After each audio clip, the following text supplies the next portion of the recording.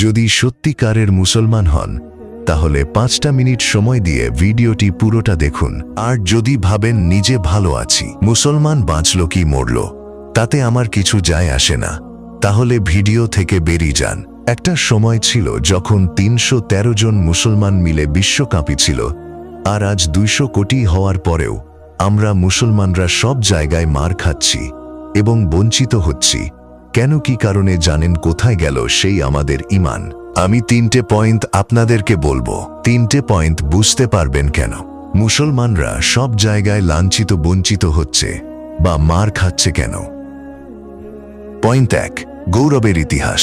রাসূলুল্লাহ সাল্লাল্লাহু আলাইহি ওয়াসাল্লাম এর যুগ থেকে শুরু করে অটোমান সাম্রাজ্যের সুলতান আব্দুল হামিদ পর্যন্ত দীর্ঘ 1000 বছর মুসলমানরা শিক্ষা, বিজ্ঞান আর শক্তিতে বিশ্বের শীর্ষে ছিল।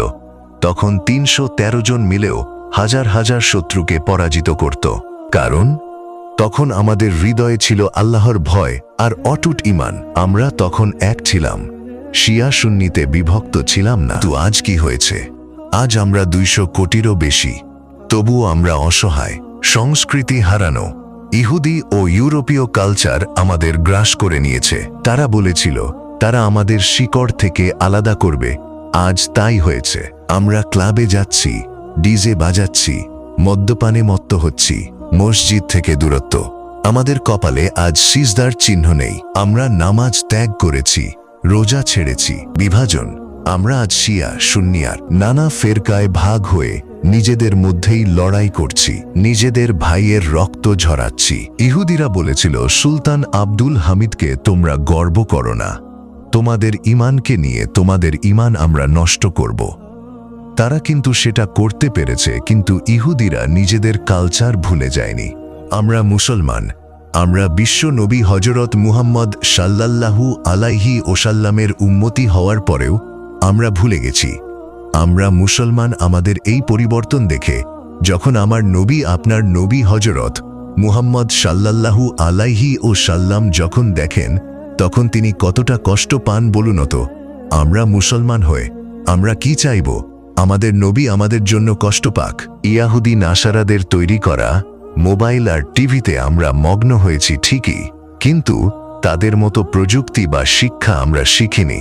আমরা ভুলে গেছি যে ইসলাম আমাদের প্রথম শব্দ দিয়েছিল ইকরা, অর্থাৎ পড়ো।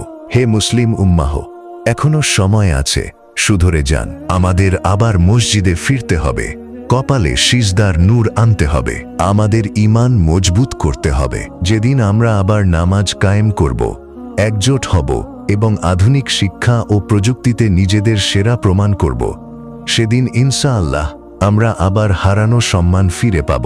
পয়েন্ট 3, সব মিলি কথা হলো মুসলমানরা যখনই নামাজ, ঈমান, রোজা, যাকাত আদায় করেছে এবং হযরত মুহাম্মদ সাল্লাল্লাহু আলাইহি ওয়াসাল্লামের দেখানো পথে চলেছে, তখন মুসলমানরা সব জায়গায় এগিয়ে গেছে।